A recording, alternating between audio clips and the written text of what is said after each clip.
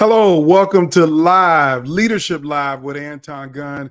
I'm excited about being with you every week. I'm always excited, but I'm really excited this week because I want to really unpack a subject that should be easy for most leaders to understand, but really it's hard for them to do. And that's why so many workplaces are not great.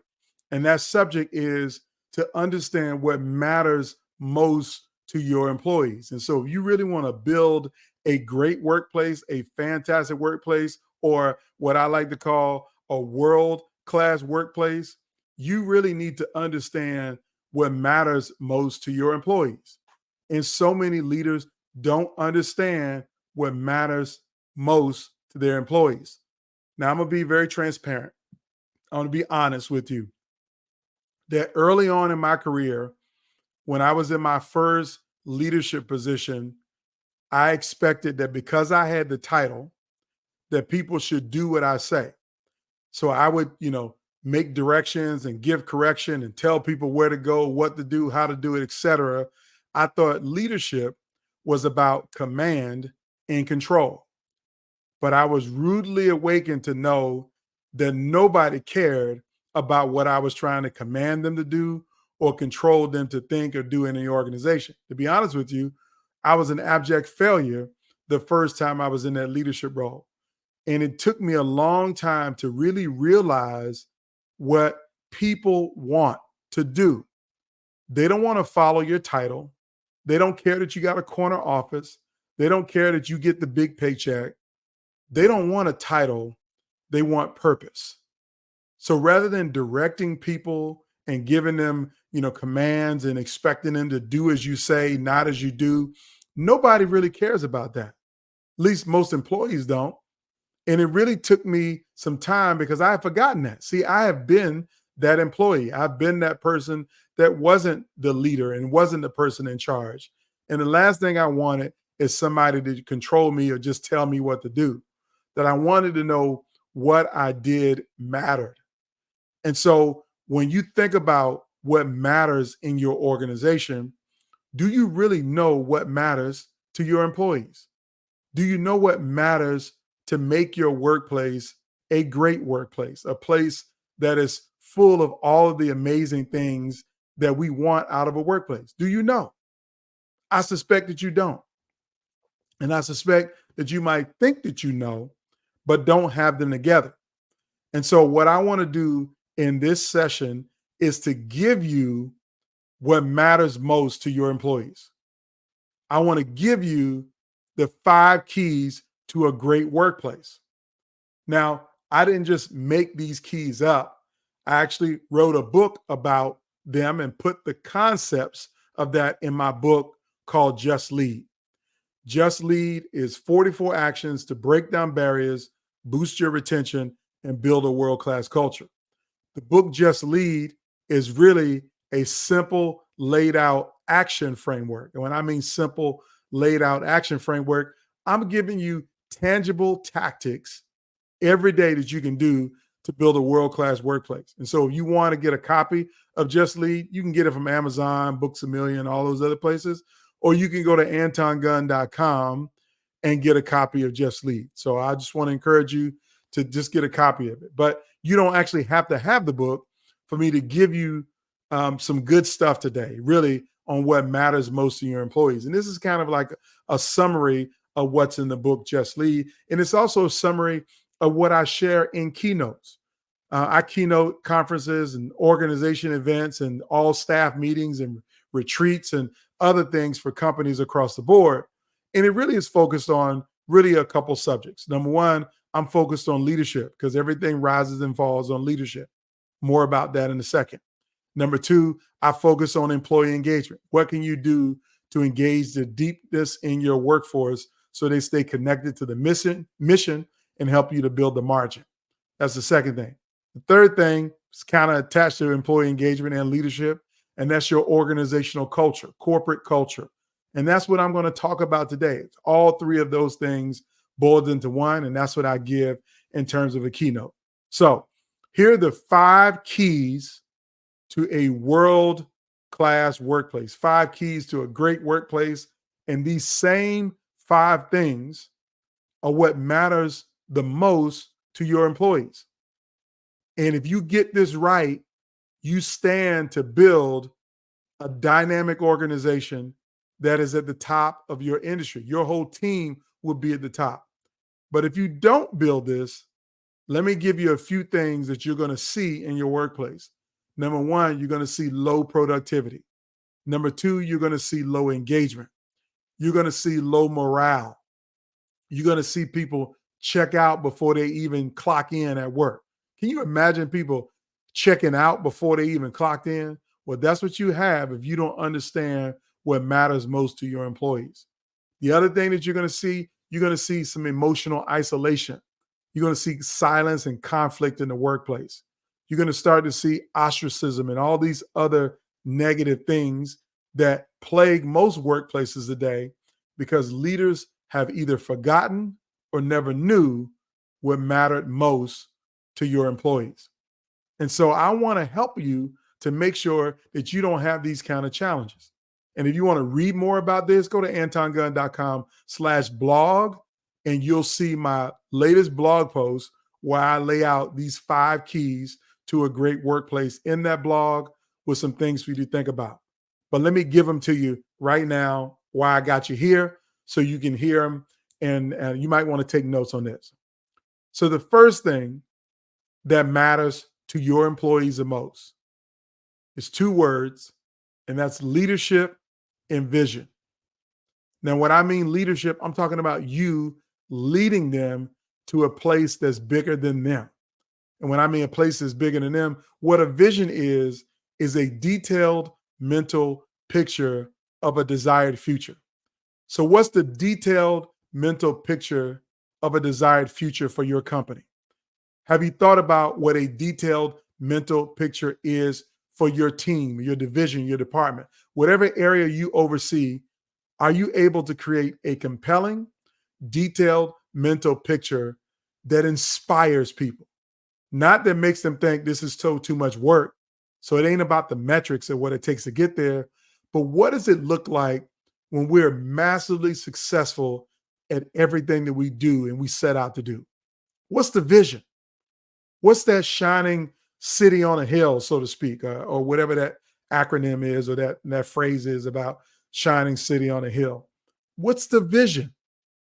See, if you find a way to create a compelling vision as your leader, as a leader, your employees want to know that vision. It makes their work purposeful. Going back to what I said, people don't want to follow titles, they want to follow purpose. So what's the purpose of what you're doing? What's the purpose of our company? Like, is there a values proposition underneath the fact that we sell products and services? What is this adding up to? You got to be able to create that vision and to paint that vision for your people. If you can't paint that vision, then you're not helping them to connect with what they want to connect with, what matters to them most. So you got to find a way to literally paint a detailed mental picture of a desired future. That's what everybody wants. What does success look like when we're done? That's what a vision is. A vision is if we accomplish everything that we set out to accomplish, what would it be? So, for instance, if you go back to Microsoft, their very beginning, Bill Gates had a very clear vision, is that they wanted to put a personal computer in the homes of every person so they could be more productive. That was their vision, that they knew that they were successful when every person had a computer in their home. And so what you did every day was to help us to be able to execute on that vision. So number one, again, the number one thing that matters to your employees and is also a key to building a great workplace is leadership and vision. That's number one.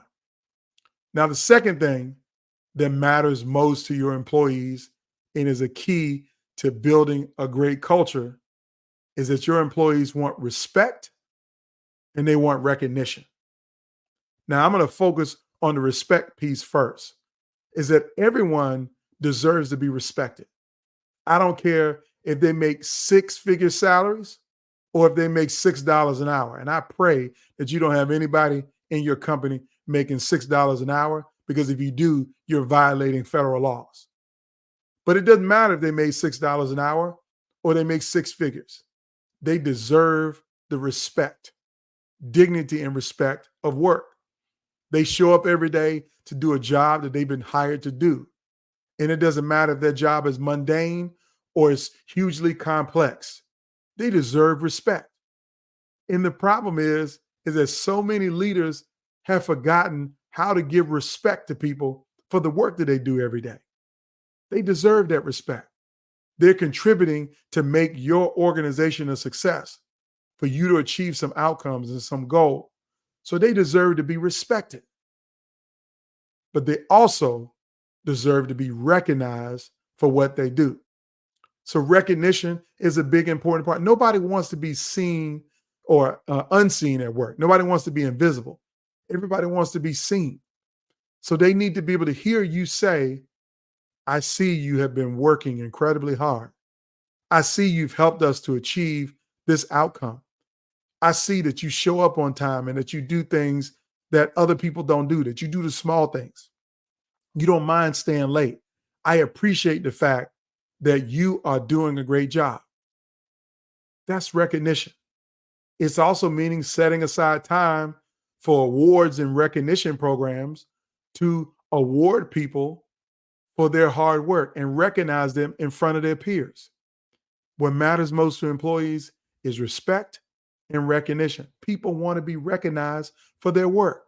They want to be respected for it and recognized for it. And so many organizations assume that because I'm giving you a paycheck, that's all the respect and recognition that you deserve. I'm respecting you to pay you for what you're doing. I recognize you by making sure that your paycheck hits the bank on time every week. That's the wrong mentality to have. Your people want more and they need more. They want the respect and they want the recognition. That's the second thing that matters most to your employees.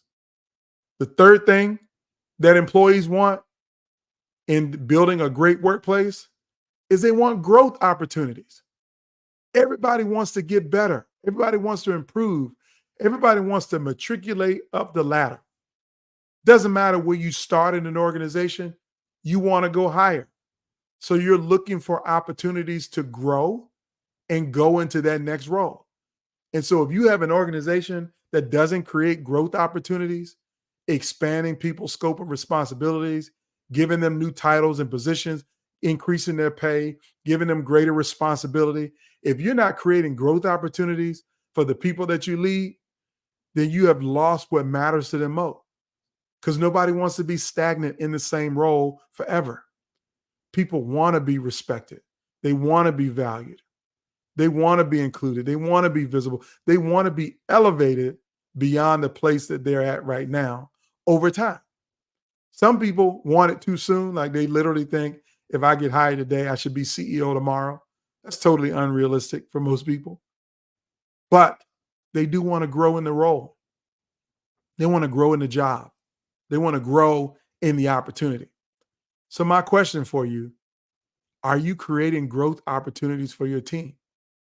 Are you allowing people to see themselves from becoming an individual contributor, moving on up to a supervisor, a manager, a director, a VP, senior VP, executive VP, and of course, a chief? Those are all different pathways for people depending on when they come in. And every last person is looking for a growth opportunity. Now, let me give you this news flash too. Sometimes that growth opportunity doesn't have to be inside your organization. Maybe you help someone to go from being an executive vice president at your company to helping them to get into the C-suite at another company.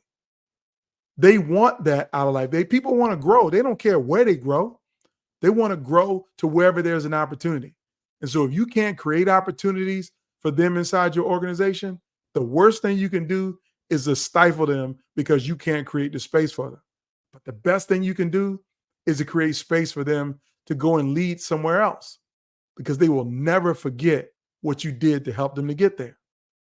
And when the time is right, when the opportunity is available, they will likely come back because they feel valued in what they got in a growth opportunity. So I'm going to encourage you right now to create more growth opportunities because that's what matters most to your employees. And that's the third key to building a great workplace. Now, the fourth key to building a great workplace is two words, and that's workplace culture.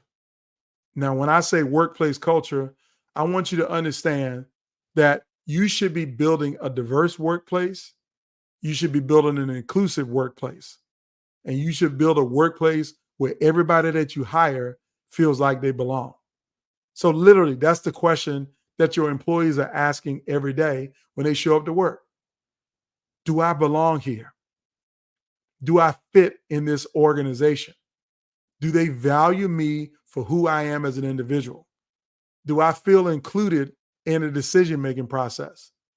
Do I see dimensions of people who look like me, talk like me, live like me, come from the place that I come from? Do I see myself in this organization? Because I can tell you that if you don't create a workplace culture where everybody feels like they belong, then they're going to leave.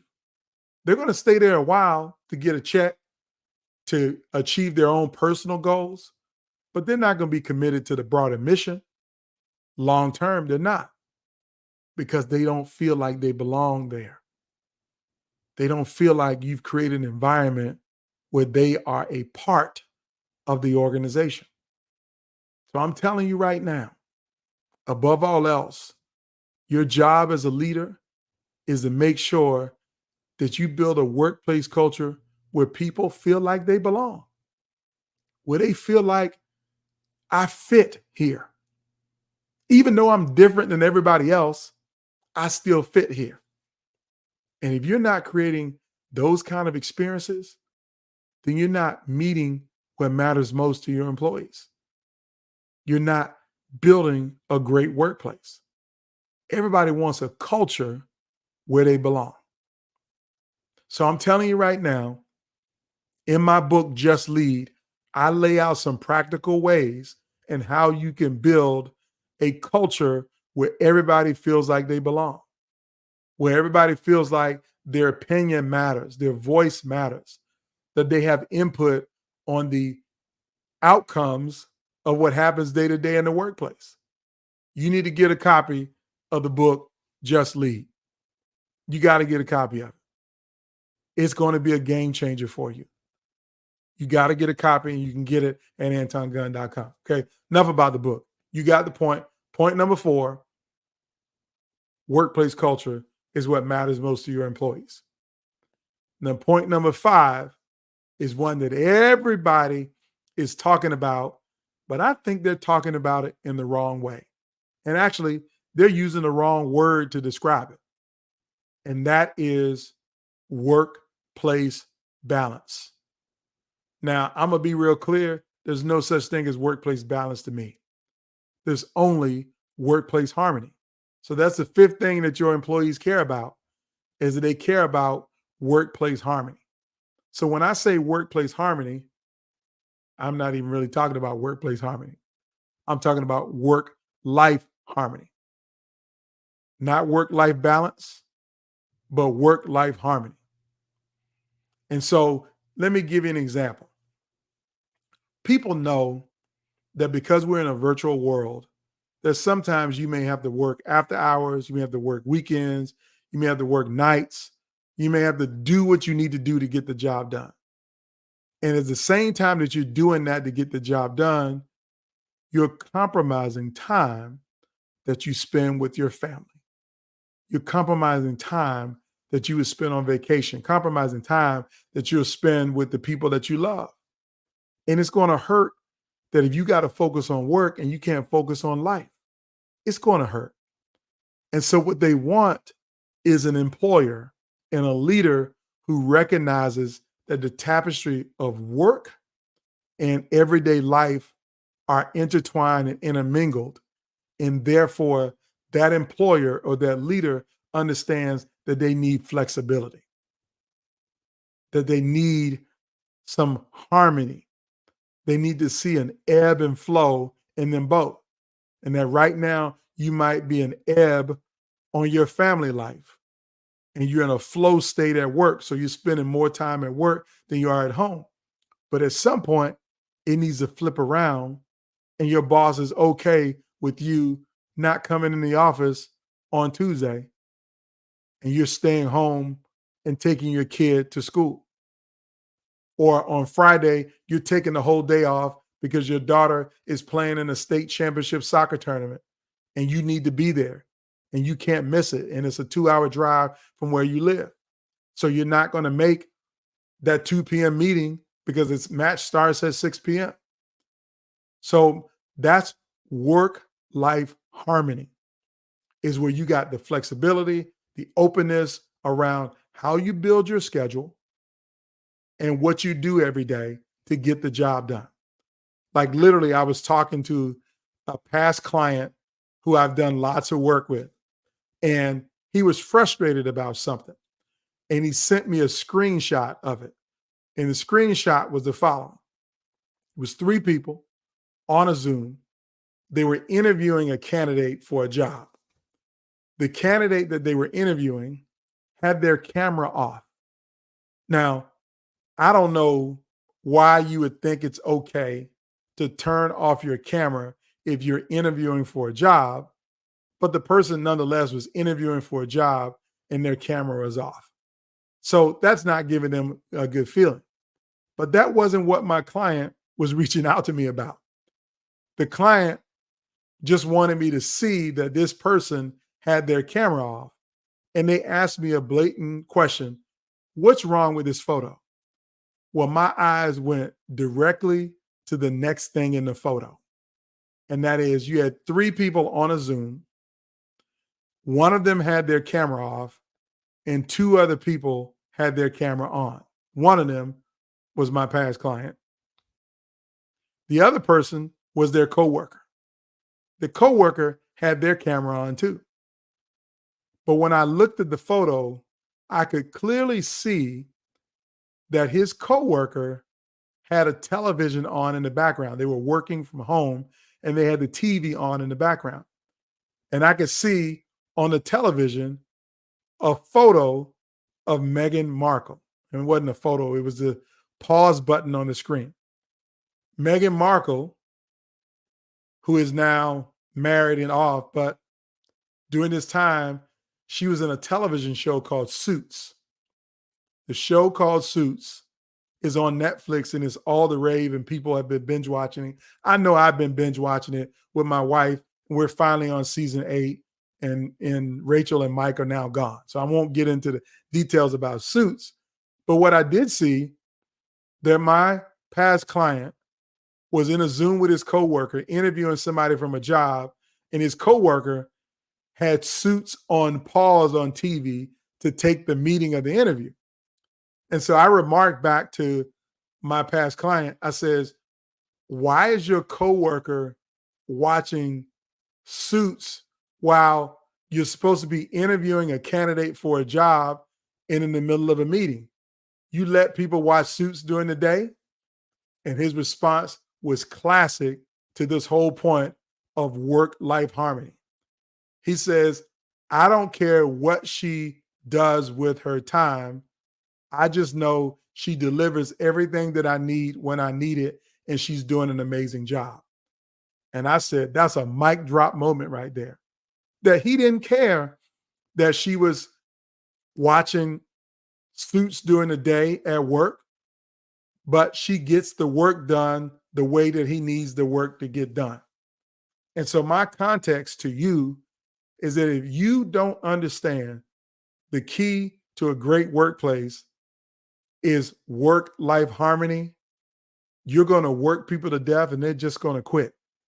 And they're going to emotionally quit and mentally quit long before they physically quit, because people need balance in their lives.